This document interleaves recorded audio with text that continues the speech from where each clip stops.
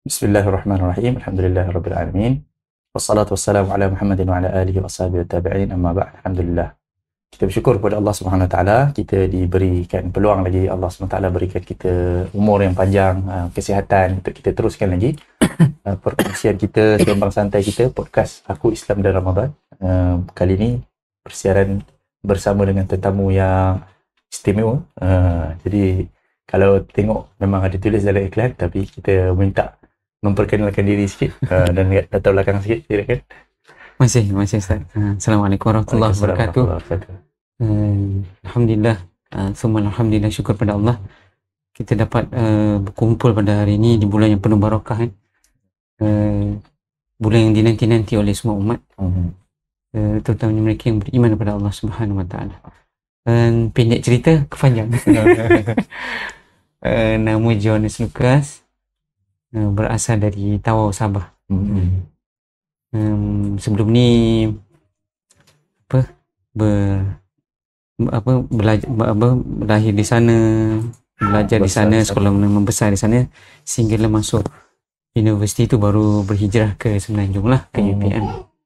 Lepas daripada keluarga yang bukan Islam, mak Cina, ayah Flores. Daripada situ berhijrah pergi ke Semenanjung Malaysia ni untuk belajar ambil kejuruteraan. Daripada kejuruteraan tu sambil-sambil belajar mencari kebenaran lah, sikit-sikit, then baru jumpa, finally baru ambil agama Islam ni sebagai agama ad-din lah. Kemudian bekerja di syarikat korporat lah, seperti macam di anak syarikat Samdabi. Lepas tu pergi ke UMW Toyota Motor. Kejuruteraan tu kejuruteraan proses dan makanan. Okay. It's totally change lah, berbeza lah. Sebenarnya kalau dilihat dia punya hasrat kerajaan, profession tu adalah for the next 5 to 10 years selepas grad. Tetapi market belum bersedia untuk menerima waktu tu lah. Jadi bekerja je apa yang ada. Then barulah sedikit-sedikit berkenalan dengan Hidayah Center pada tahun 2005. Mu'alaf yang dipanggil untuk iftar Ramadan, MIPC yang pertama. Dia terkejut jugalah. Sedar tak sedar dah almost 20 years. Betul. Almost 20 years. Sedar tak sedar lah. Alhamdulillah sekarang ni memegang jawatan Ketua Pegawai Eksekutif di Hidayah Center Foundation. Baru lagi, doakan agar boleh memimpin ummah, insyaAllah. Okey, daripada latar belakang yang begitu panjang dah pun dalam masa yang ringkas ni, pertama lah, memang kita ni tahulah Ramadan ni bulan puasa, tapi bagi saudara Jonas, mula daripada bila yang sedar sebenarnya Ramadan ni dia bukan semata-mata puasa saja? Mula daripada bila yang sedar macam tu? Ramadan ni saya banyak belajar apabila saya banyak membaca dahulu masa di universiti. Even apabila saya sendiri memang kuat dalam pegangan agama yang sebelum ini, kita pun juga ada puasa. Malah hampir sama. Kalau sekarang ni dia hampir sama. Nanti akan ada Good Friday dan Easter Day kan. Maksudnya kalau cuma beza dia, Kristian dia puasa 40 hari. Kalau Islam 30 hari. So bila nampak persamaan tu, dia menarik minat lah, nak tahu what's so special about Ramadan for the Muslim kan. Itu yang menyebabkan cuba banyak membaca, tengok kawan-kawan kan, kadang-kadang diorang ajak, jomlah buka puasa. Buka puasa kan aku bukan Islam lagi. Dia kata tak apa, makan kurma. Pernah makan kurma tak? Tak pernah lagi. So makan lah. So benda tu yang menyebabkan mingle around with friends kan, colleagues, students dulu, yang ada terasa untuk mencari lagi lah. Akhirnya bila yang nampak menarik di Ramadan yang saya jumpa adalah boleh dikatakan apa yang saya belajar masa agama sebelum ini mempunyai maksud yang sama, iaitu mencari ketakwaan supaya kita menjadi takwa. Jadi bila mendengar selalu ayat surah Al-Baqarah tu kan, ayat 183 kan, kata ada juga cantik sebab Yesus pun berpuasa 40 hari.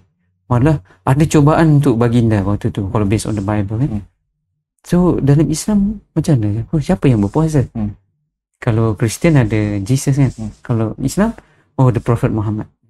So bila tengok, rupanya ada juga cabaran-cabaran sebagai Nabi. Jadi persamaan itu yang menyebabkan, let's look at the similarities between you and me lah. Kalau lihat dalam surah Ali Imran, surah yang ketiga, ayat 64, Allah nak bunuh illallah. Bila mencari, bila Allah mengajak, memberitahu kepada Rasulullah SAW untuk mengajak ahli kitab, wahai ahli kitab, marilah mencari persamaan di antara kamu dan kamu kan, kami dan kamu, iaitu tidak kita sembah melainkan Allah. Tu yang doktor fikir, kenapa mention macam tu kan? Itu benda tu lah spark my effort to cari lagi. Yang akhirnya baru rasa keseronokan. Punya puasa ini bukan sekadar lapar dan dahaga. So the meaning is very powerful to us. Okay, ni dalam bahasa lain pula. Kita santai je. Hello. Okay. Kalau macam tu, masa student, masa study lah. Student ni. Okay. Lepas dah masuk ke alam kerjaya, lepas tu tengok pula, bekerja pula di Semenanjung masa tu kan. Ada tak nampak perbezaan antara apa yang dibelajar tu di theoretically dalam buku-buku dan juga amalan masyarakat Muslim selain daripada puasa? Kalau mungkin di peringkat dulu tu tak berapa ditekankan, tetapi ada. Bukan kata tak ada, memang ada. Malah selain daripada lapar dan haga, menahan mulut daripada berbicara yang tidak baik, itu pun sebenarnya banyak memberi kesan besar. Kalau berdasarkan bekerja dulu, dia meningkatkan produktiviti. Sebab kita tak akan banyak cakap, just do apa yang telah diberi arahan, bahawa itu adalah arahan yang jelas, laksanakan saja. So tak perlu nak argue kerana dia jelas lah, this is your KPI, just do it. Itu yang menyebabkan produktiviti meningkat. Cuma bila tengok balik, beza di sebalik bekerja tu, kita lihat pula di luar bekerja adalah makan. Makan ni lebih-lebih juga ni. Betul. Itu menjadi itu satu setiap tahun persoalan. Jadi persoalan. Jadi kita ni sebenarnya nak makan berapa banyak. Beli banyak-banyak, makan sikit je pun. Itu contoh lah. Tapi itu benda yang negatif. Tapi banyak nilai positif selain daripada meningkatkan produktiviti. Dia menyebabkan kita bersangka baik. Walaupun dia ada tekanan dari segi kerja, sebab you have to find get the target kan. Maklumlah kerja kilang kan, contoh waktu tu. Jadi benda tu yang menyebabkan macam mana nak capai, apa cara yang sesuai dalam keadaan kita berpuasa, but we still can manage the output seperti mana kita tak berpuasa. So berbincang-bincang, di situlah ada hikmah bagaimana kita nak menyusun strategi dalam meningkatkan output lah. Tapi daripada produktiviti itu, selain daripada tingkatkan produktiviti, bahasa dijaga. Yang terbaik yang nampak di sini adalah ukhuwah. Rupanya memang telah lama bila saya mengenal bangsa Melayu ini, yang Muslim nilai ukhuwah tu sangat kuat. Itu sebab kerana Islam telah membina sekian lama, sejak dulu. Kerana itu yang menyebabkan dia tak rasa janggal siapa-siapa saja, jomlah buka puasa sekali, regardless who you are, what religion, what races you are kan. Dia menyebabkan okey juga ni. Maksudnya tak ada perbezaan sangat kita lah, tetapi we are Malaysian, ayo makan bersama. Itu antara yang nampak cantik lah. Kenapa di Malaysia ni bila kita multicultural kan, multi level cultural tu menyebabkan kita sebenarnya tak ada isu untuk makan bersama, minum bersama. Tapi depends lah apa yang telah dibawa sekarang ni, isu-isu politik kan. Tapi kita tak nak sembang hal tu lah. Okey.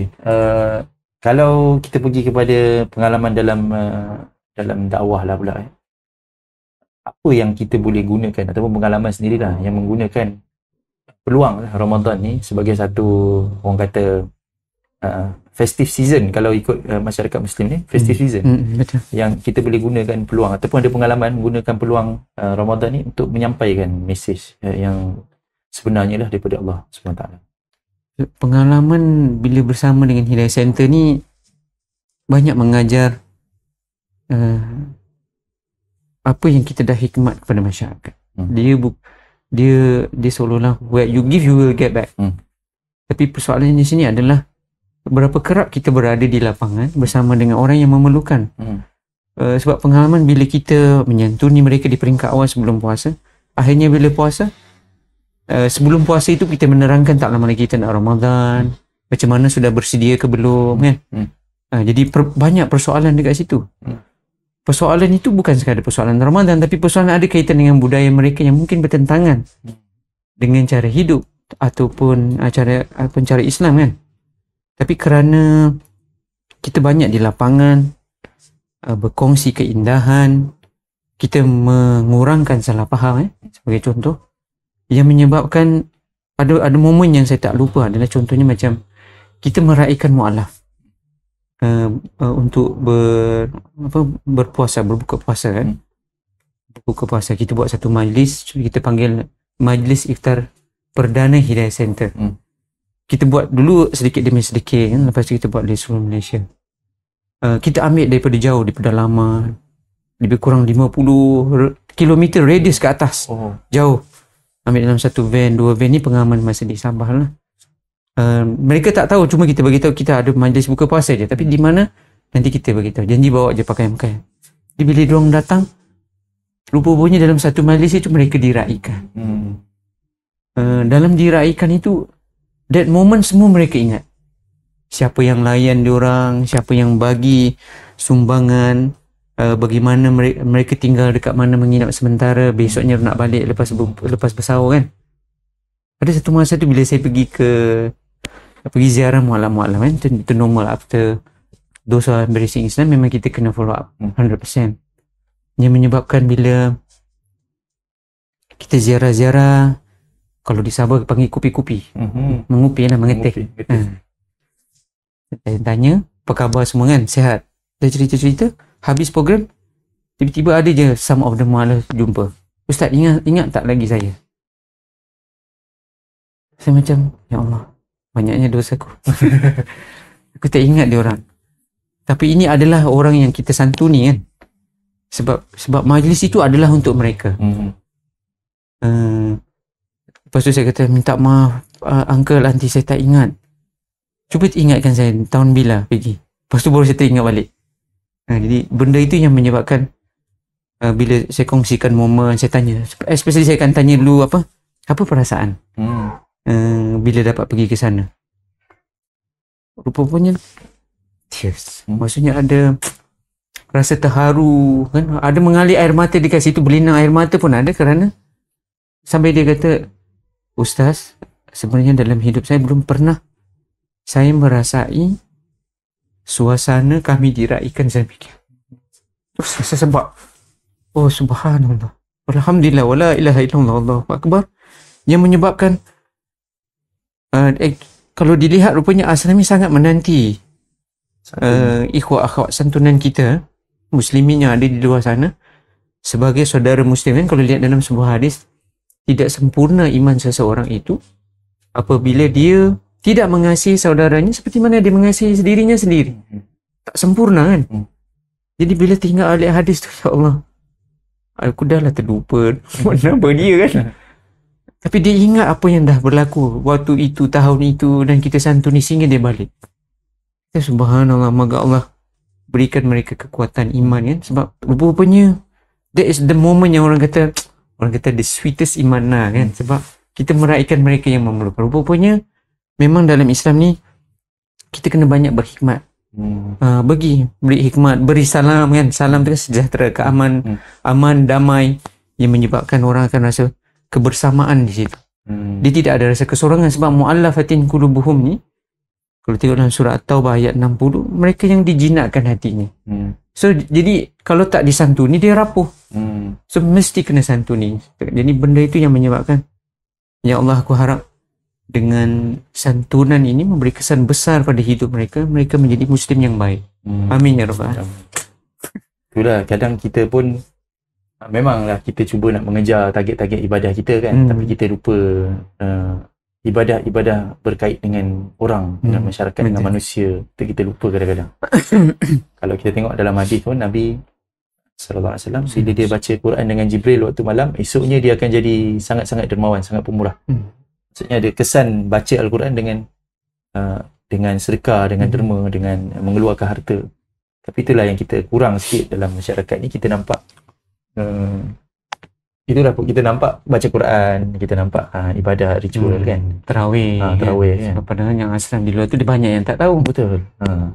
Tapi kalau pengalaman pula dari segi kalau puasa memang dah ada di sebelum Islam lagi, dah ada biasa puasa kan. Dah biasa puasa. Tapi kalau tarawih macam mana?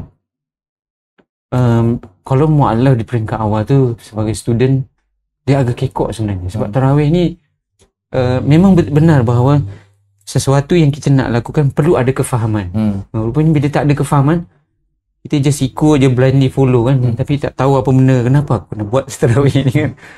8 ke 20, tak apalah aku ikut 8 lah. Sepanjang masa 8 ni kan. Tetapi pengalaman bila mengikut tarawih, berdasarkan pembacaan, bertanya kepada ustaz yang mengajar dulu kan. Sebab maklumlah dulu mu'alaf lagi. Kita saya biasa akan lakukan secara berperingkat, berfasa. Maksudnya tidak ada satu paksaan dekat situ. Walaupun sepatutnya kita bekerja-kejar kan. Kejar-kejar untuk ataupun berebut-rebut untuk mengambil peluang tu. Tetapi sebagai mu'alaf, saya kata biar saya faham, saya buat sedikit tetapi berterusan. Dan dalam masa yang sama, cuba fahami kenapa apa ayat yang dibaca oleh imam masa tarawih itu nanti balik. So benda tu saya ambil. Okey. Itu yang menyebabkan rupanya ayat ni dia cerita tadi tarawih.